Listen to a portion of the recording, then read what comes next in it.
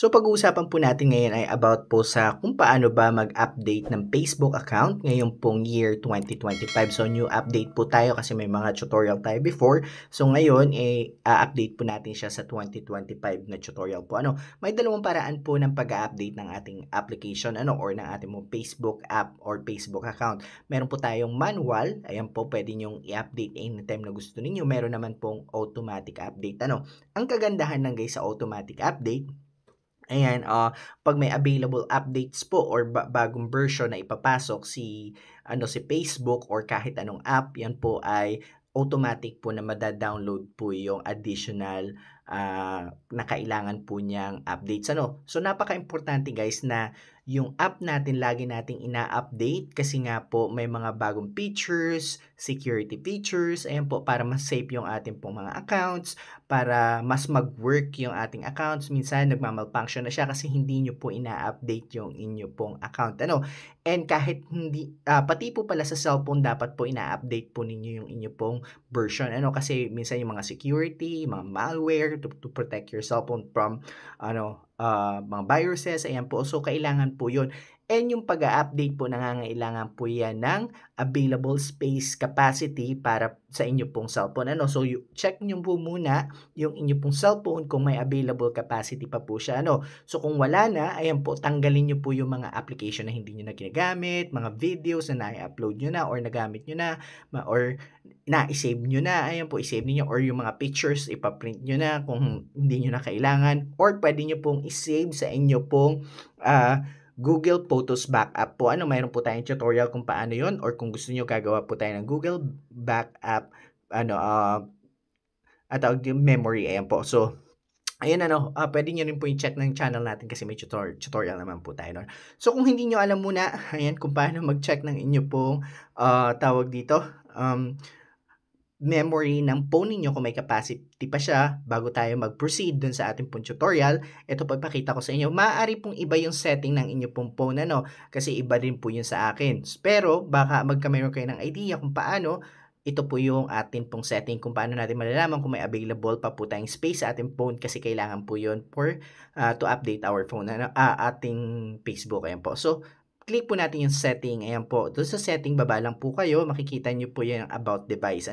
Andyan po yung about device. Ayan. I-click nyo po yan. Then, makikita nyo po ang storage capacity ko pa ay, ayan po, 147 up to 256, 256 capacity po GB yung aking storage.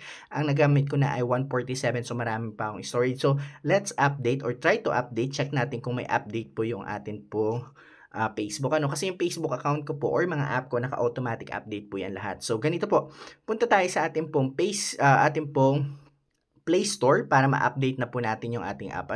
So, ayun po, punta tayo sa Play Store. I-click nyo po yun. Hanapin nyo po yung Facebook dito sa taas. Ito po yung manual na pag-update. So, yung automatic ituturo ko sa iyo after this po. So, hanapin nyo yung Facebook account, Facebook app. Ayun po, makikita nyo lalabas po yung Facebook. So, pag may update na available po si Facebook, lalabas po dyan ay update. I-click nyo lang po yung update na yon at mag-a-update na po yung app ninyo, yung inyo pong Facebook app. So, ganun kasimple po siya.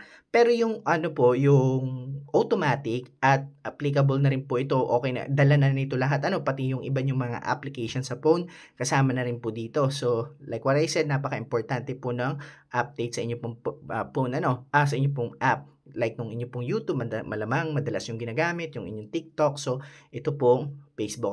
Para hindi po kayo nagkakaproblema sa pagmamalfunction ng inyo pong Facebook, ng inyo pong mga app. So, punta tayo dun sa automatic update. So, balik tayo. Labas tayo dito sa search. Pero nandito pa rin po tayo sa Play Store. Again, hindi kayo aalis ng Play Store. Nasa Play Store pa rin po kayo.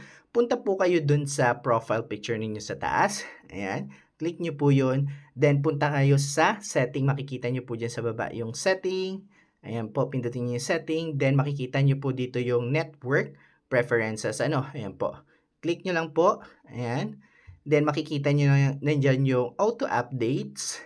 Ayun, naka-auto updates po ako ng app, ano. So, click nyo po yun. Makikita nyo dito, pwede kayong mag-over any other network. For example po ay naka-data kayo at may available na na updates, mag-update po siya kahit po data ang gamit ninyo. Kasi, kaso nga lang, pag data charges may apply, ibig sabihin po, ayan, magko-consume na mas malaking data. So, yung load ninyo, mabilis mauubos, or yung MB available ninyo sa inyo pong data. Mabilis po siyang mauubos. Pag data, or pag doon nyo po nilagay sa over any network, so, ganun po siya.